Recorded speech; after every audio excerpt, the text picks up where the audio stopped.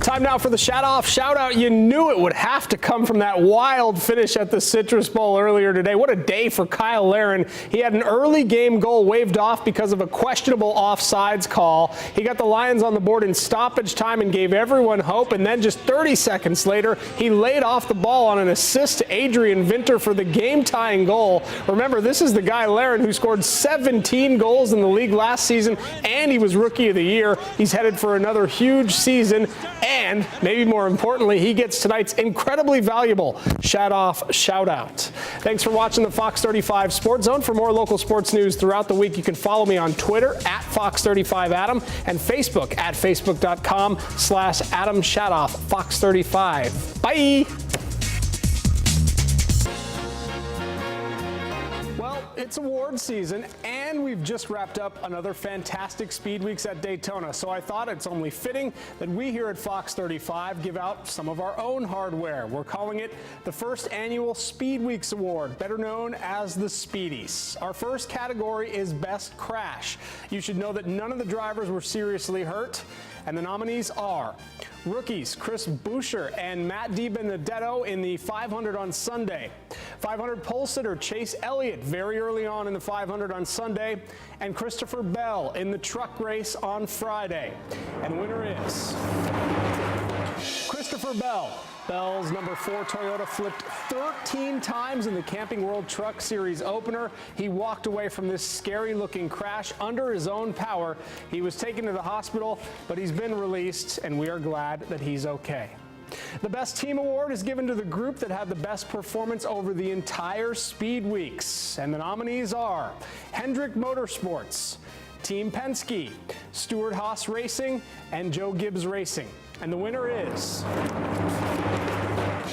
Joe Gibbs Racing. Not only did Denny Hamlin win the 500, he also won the Sprint Unlimited. JGR had 3 of the top 5 in the 500, and Kyle Busch won a duel as well.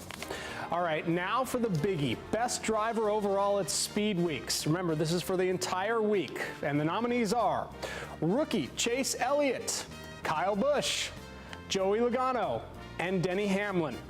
And the winner is, no surprise here, it's Denny Hamlin. All he did was win his first Daytona 500, also won the Sprint Unlimited, and he was 5th in the Can-Am Duel. What a week. And that's all for the first annual Speed Weeks Awards, aka the Speedies. We'll see you next year at Daytona. Throughout the week, that's going to do it. I throw up some confetti, and hooray, we're done with Speed Weeks. Have a good night, everyone. New at 10, a surfer is proving that limitations are only in your mind, and he's getting ready to compete in a World Surfing Championship. Here's Adam Shatoff. When you hear Shawnee Walker explain why he fell in love with surfing, it's easy to understand how much it means to him. When we pat on the water, the bills, the girlfriends, the stress, the chores that you had to do when you were living with your parents, well, all went away, you know. It's my church, you know. It's a great place to be. So great that this Lake Howell High School grad will be representing Florida and his country at the ISA Adaptive Surfing World Championships. Just the idea of surfing for the United States of America, it's a privilege and it's an honor. And all of this almost didn't happen, or maybe happened because of a major car accident Shawnee was involved in as a teenager nearly 3 decades ago. I was in a coma 28 days, hospital 3.5 months. I woke up, looked down, and I was hooked to the IVs. And I was in the hospital, I looked down, I missed a leg. He'd had his spleen removed, left leg amputated below the knee. Doctors initially gave him just a 10% chance to live and told him he'd absolutely never surf again. But Whitaker did survive, and with some huge encouragement from family and friends, got back up. A generous doctor, for no cost, outfitted Shawnee with a special prosthetic leg that's waterproof and moves so he could get back onto the board again and back surfing at a highly competitive level, providing some inspiration for others. It's emotional, you know. When someone says you inspire them in some sort of way, it's an honor for one, you know. And now he heads to California next week for the Adaptive Surfing World Championships, where surfers with physical challenges from across the globe will compete for the title. People often ask Shawnee if he could go back to the day of the accident, erase it, wipe it clean, bring his leg back, would he? He says no, and I believe him. I look at December 16th, 1989, the best day of my life. My loss, actually my gain, you know. Lost half my leg, but I gained so much more of life, I believe. From New Smyrna Beach, Adam Shadoff, Fox 35 Sports. Yeah, it's really cool to see him talented as well, Absolutely. for sure. Good for him. Adam Shadoff is joining us now live from Daytona Beach with all the action. Adam, good to see you. I know it's been a busy day with Media Day, and things are a little quieter now tonight. Yeah, they are a little quieter, Ryan. You know, they call the Daytona 500 the Super Bowl of NASCAR, so it's only fitting that Media Day here was almost as much of a circus as it is for the big football game. Here now, some of the greatest hits from today. It started early with 52-year-old Michael Waltrip hitting the social media hard. Who knew? I look important. Look at all these microphones. Allow yourself to go to that. Yeah, I'm wanting to go. There. I got on Snapchat so that I could share moments in time with my fans. Robert Richardson Jr. gave us the most interesting phrase of the day when telling his story of being asked to drive here at Daytona. I was like, man, does a one-legged duck swim in circles? So that's yes in Texas, by the way. Austin Dillon is apparently superstitious to the point of hurting himself. If I see a heads-up penny, I definitely throw it in my shoe. I've raced a couple races with pennies in my shoe. They can get hot and leave imprints. Clint Boyer told me the worst part about being a NASCAR driver. I didn't take it personally. Certainly an interview at 10:45 on the nicest day of the week in Daytona. The good news about Greg Biffle's new fire suit this season is he never has to worry about his tie coming undone. I'm not a fan of all white fire suits to start with, and I got the bow tie going on, but if I win the 500, I don't mind. I told him I'd put the colonel's suit on I'll run the whole giddy up if I win the 500. UCF grad Eric Almirola's car has by far the best ad slogan on the back, and it could be beneficial to him on the track. Fueled by bacon on the back of our car is definitely a big hit. Who doesn't love bacon, right? It lets everybody out on the racetrack know that I'm their friend. So you should draft with me and push me to the win at the Daytona 500. You know, Michael Waltrip, he's a national treasure. Meanwhile, coming up tonight at 10 o'clock, these guys have a great job. It pays really well. It's a lot of fun, but like any other job, there's things they don't like. You will hear what these NASCAR drivers do not like about their job coming up at 10. Now to the NBA. 2 days before the trade deadline, the Magic have made a big move. Multiple reports tonight that Orlando sent forward Tobias Harris to the Pistons. In exchange, they get guard Brandon Jennings and power forward Ersan Ilyasova. Both are veterans. Both played under Scott Skiles with the Bucks. Jennings in the final year of his contract. Ilyasova's contract is not guaranteed next season. So again, at 10 o'clock tonight from Media Day, what the drivers dislike about their jobs, that's a fun one as well. For now, from Daytona International Speedway, I'm Adam Shadoff, Fox 35 Sports. All right, Adam, thanks. 4 Central Florida area teams came into the state football semifinals tonight. At least one would be moving on to the state title game next week at the Citrus Bowl. Let's start in 8A, state semis. Osceola hosting West Orange. We assumed it would be a ground and pound game. Turned into a high-scoring affair, at least for the Cowboys. First quarter, you're not going to arm tackle Ladarian Wilson. Don't be ridiculous. University of Virginia commit. 63 yards, the opening score, 7-zip. Cowboys had the Warriors stunned early. Young Malcolm Davidson, just a sophomore, he's quick. He's got reservations for 6, 70-plus yards, 14-0 Osceola. West Orange had a couple of very nice drives. Woody Barrett, the Auburn commit, finds Naquan Reynolds for the touchdown, but holding would bring this touchdown back. There's the flag. Later, it's Barrett to Eddie McDoom. He's got offers from Michigan and Alabama. Can't bring it in inbounds. Couldn't do much, could the Warriors. Osceola rolls 35-14. Wow. Cowboys will face Flanagan in the championship game. Bishop Moore visiting Tampa Jesuit in the 5A semis. There's absolutely nothing wrong with bubble baths. Let's get that clear. First quarter, no score. Daniel Boone hands off to Malik Davis. He gone. Tigers single season rushing record holder adds to the scamper there. Opening score 7-0, but the Hornets have a lot of sting in them. Colin Hartman pushed the pile, young fella. Plows to pay dirt to tie it up at 7. Hornets win 28-14. They'll play Wakulla in the 5A state title game. Vieira's terrific run through the playoffs will continue. Hawks went to Lake City, Columbia, thumped the Tigers 42-23 in the 7A state semifinals. Hawks will play St. Thomas Aquinas in the finals next week. Still to come, a Gators SEC championship preview, and where is Zach Greinke headed? That's next. All right, welcome back. If you're a Gator fan and I told you before the season that you'd be playing for the SEC title, you'd have been thrilled. So despite some poor play the last few weeks, first-year head coach Jim McElwain seemed pretty optimistic on Friday, despite having to play a heavily favored Alabama squad tomorrow. Forward to this, looking forward to this event. This has been a season of discovery for us from the time we took over about a year ago today, I think. And you know what? It's been a lot of fun, and I can see how much we have to go.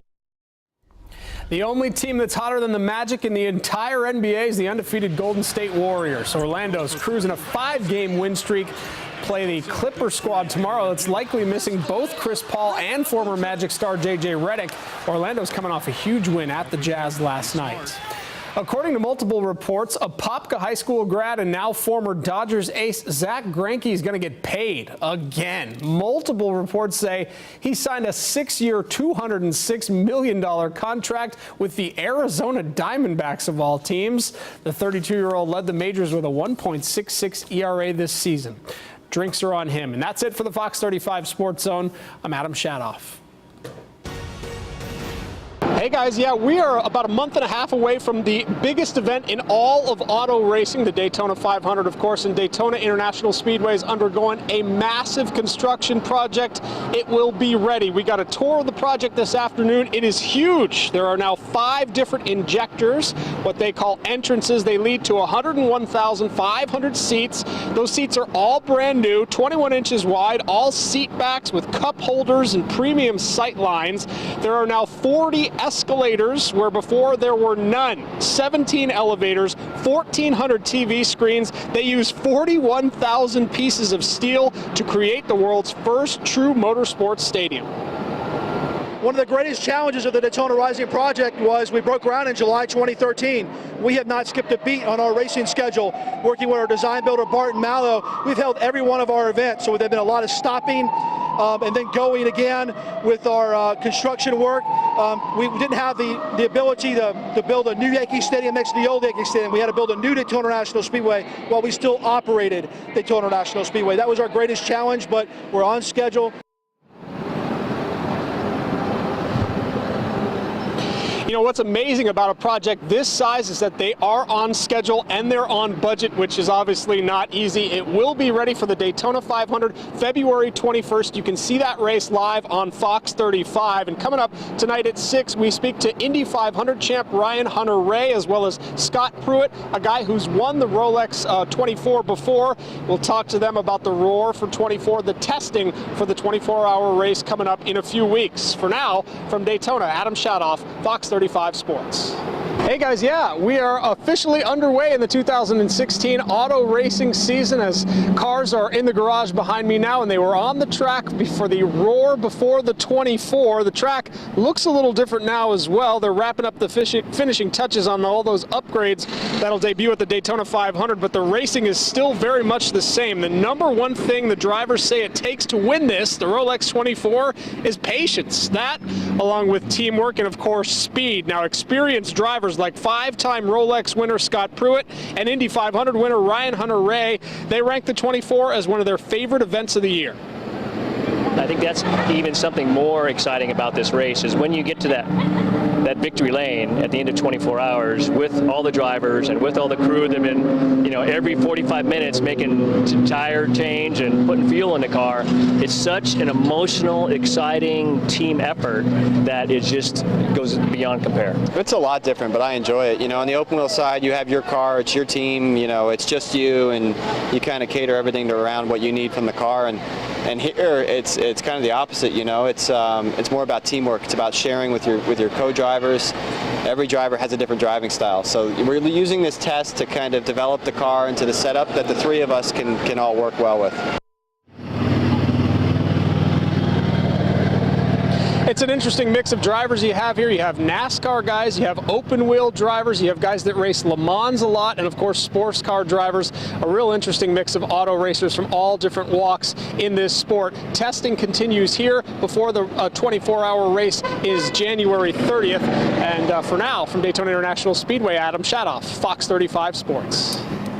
One driver here at the Roar before the 24 called today's testing hugely important and then not necessarily really that important at all. An interesting juxtaposition as we get ready for the Rolex 24. 3 days worth of testing at Daytona International Speedway for a grueling 24-hour race at the end of this month. A very unique dynamic for drivers from all kinds of backgrounds too. NASCAR, open wheel, and sports car guys, sometimes all on the same team. You know, all these guys are so professional that everybody is working together to get the fastest car as a group. It's such an emotional, exciting team effort that it just goes beyond compare. To the casual fan, the 24 doesn't necessarily have the same name recognition compared to the Daytona 500 on the same track, but a win in this race carries a huge amount of weight. This one is a big deal for me. You know, at some point I'd like to get to the 24 Hours of Le Mans as well, but I'd say this one's right there at the top of my list. As for the track itself, things look a little different this year. The Daytona Rising project is about a month and a half away from completion. The construction is highlighted by all new seats, 1,400 TVs, 40 escalators, 17 elevators, all adding up to the world's first true motorsports stadium. When the fans enter through the escalators, they're going to get that feel right away that they're in a stadium. They're getting ready to enjoy some of the greatest racing in the world. Pretty amazing to think that a construction project of this size and this magnitude could not only be on schedule, but also on budget. It will be ready for the Daytona 500 on February 21st. You can see that on Fox 35. For now, from the Daytona International Speedway, Adam Shadoff, Fox 35 Sports. Well, hello everyone, I'm Adam Shadoff. Welcome to the Citrus Bowl, where we are just over an hour away from the inaugural AutoNation Cure Bowl. San Jose State came all the way from California to take on Georgia State in a bowl game for the first time in France.